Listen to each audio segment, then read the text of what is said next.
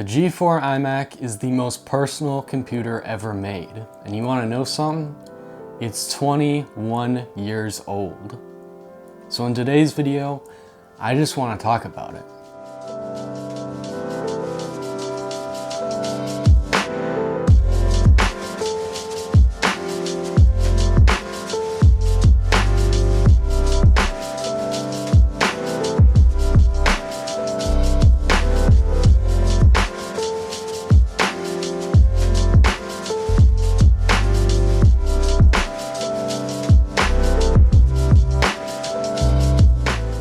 This thing is from 2003, and while some might argue that it does look ancient, I don't think so. Before we get to this thing's crazy design, I want to talk about specs first, because in some ways it's aged a lot, and in others it really hasn't. Starting first with the CPU. Depending on which variant you have, you could have a range of CPU speeds, but the one thing that stays the same is that it is a G4, hence why it's called a G4 iMac. This range of CPU speeds went from 700 megahertz to 1.25 gigahertz, which really just shows how fast technology was moving at the time. The RAM upgrades for these computers varied just about as much as the CPU speeds did. The original model, you could only put 1 gig of RAM, officially. The second revision, you could put 1.5 gigs of RAM officially, and the third revision, you could upgrade to 2 gigs of RAM.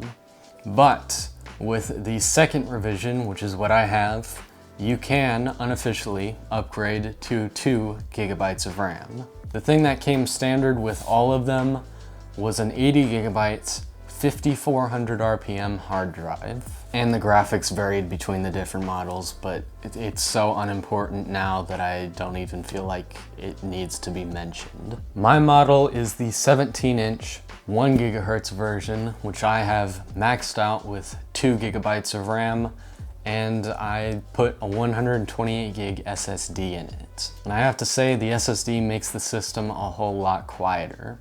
That 5400 RPM hard drive is pretty loud. And while the specs might be not that great now and have aged kind of poorly, one of the most impressive things to me about this computer is the display.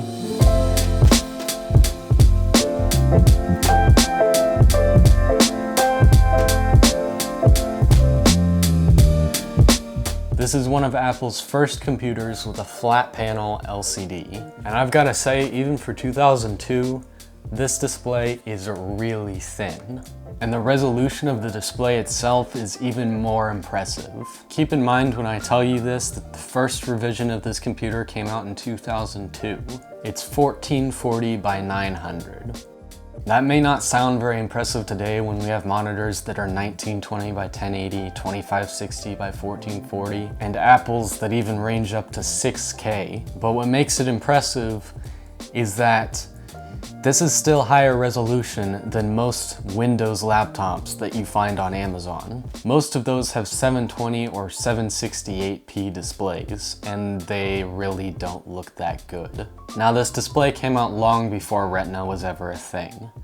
But even still, this display looks super sharp and it's really impressive. So, the design.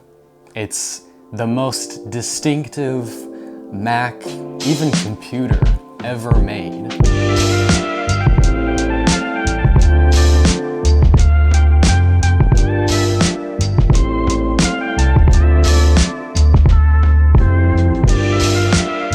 With its display that just floats on an arm and the dome underneath of it, it's totally different from anything that you'd see Apple do today, and even Apple at the time.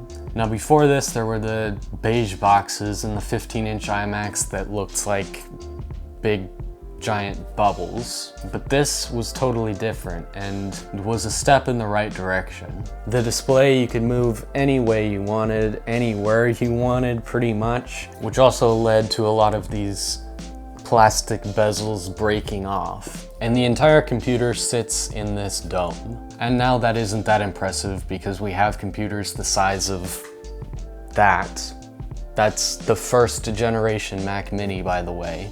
So they only got smaller from there. But back in the day when laptops were like 1.5 inches thick and the Mac Pro was kind of small compared to other desktops, this was impressive. I mean, now you could probably fit an entire Mac Studio inside of this thing, and it'd still be more powerful than the current generation Mac Pro. That is the same size, if not slightly bigger than the cheese grater Mac Pro. And that is a very common mod for these. Lots of people put M1 Mac Minis in it, and I have to say I'm very envious of those people. I would do that myself with this, but I want to keep it stock and original like it is, keep it a collectible instead of modifying it. But one of the strangest things about the design is it's got a mic. There is no webcam to be seen. There is no webcam at all, but there's just a mic in the middle of the bezel for not much reason. I'm not really sure why Apple did that, but I guess it's helpful. When you think of a PC, you usually think of a incredibly rainbow pukey box. A Windows gaming PC, most times. But you're wrong, it's this. Even from its inception, Apple knew what they had on their hands, and they used that perfectly with their advertising and the way that they talked about it. They just leveraged it perfectly. It looks like a tongue. And it's not even just the tongue that makes it so great. The entire thing just ties together perfectly. From the way it could move around and feel like it was looking at you instead of you having to look at it. There were so many different things. The design was so great, in fact, that I think Apple was even inspired by it for the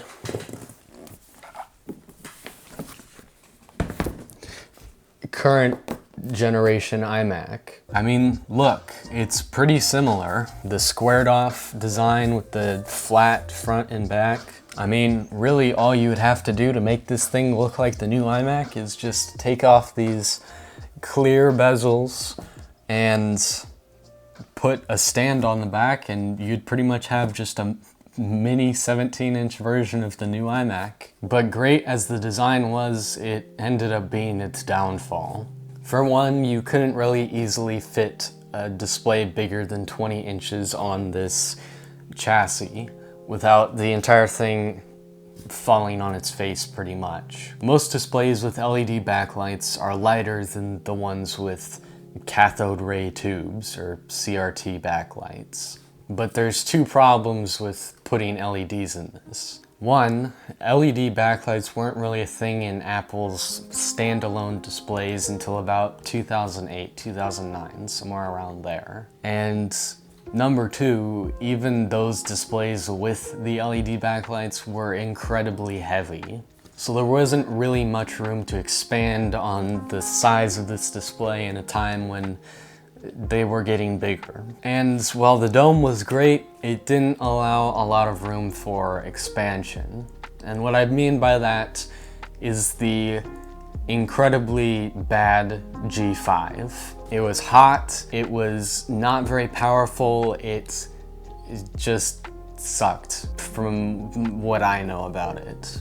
And this enclosure would have just been too small for all the heating and liquid cooling that it would have taken to put a G5 in this. But if Apple had just waited a few years and not refreshed it for a few years, then they would have been able to put Intel in it, and they would have been able to keep this design. Look at this. This is a 2006 Mac Mini, first generation Intel Mac Mini. And it is tiny, even for a computer for today. This is small, and it's easily more powerful than this, probably triple, quadruple the amount of power that this has. So if Apple had just waited a few years, they could have literally put one of these Mac Minis in the iMac, and it would have been beautiful. I mean, that's what Apple does today. You have the iMac, and then you have the Mac Mini, and basically the iMac just has a Mac Mini logic board in it. So when Steve Jobs announced this thing in 2002, he said it would be the design for the next decade. And he talked about how you can't have an optical drive on its side, otherwise it wouldn't run as fast. And the ports sticking out the side, and all these compromises that you would have to just have the computer be all in one. And how long did this design last for? 2 years, before Phil basically came on the stage and said, this doesn't exist. We're the creators of the iPod, right? So we're just gonna have an iPod in a stand, and then we're gonna show the iMac next to it, and somehow people are gonna be like, that's incredible. And people were amazed for some reason. And with that design, they couldn't even have a bigger display. All the generation of iMac that had that design, that plastic design, only went to 20 inches, no bigger. The only advantage is that it had the aforementioned terrible G5 processor.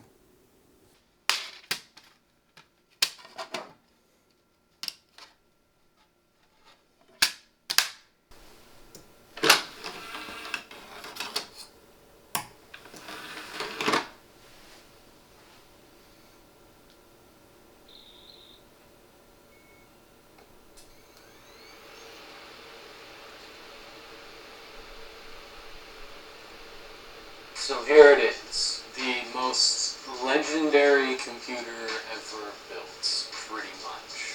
At least if you're an Apple fan. But in my opinion, this is probably Apple's greatest Mac design ever.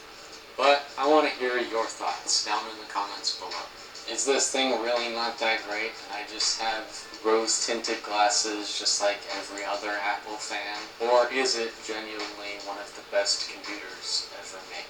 And while you're down there, subscribe to the channel for more content like this, and like the video if you liked it. Thank you so much for watching, and I will see you in the next video.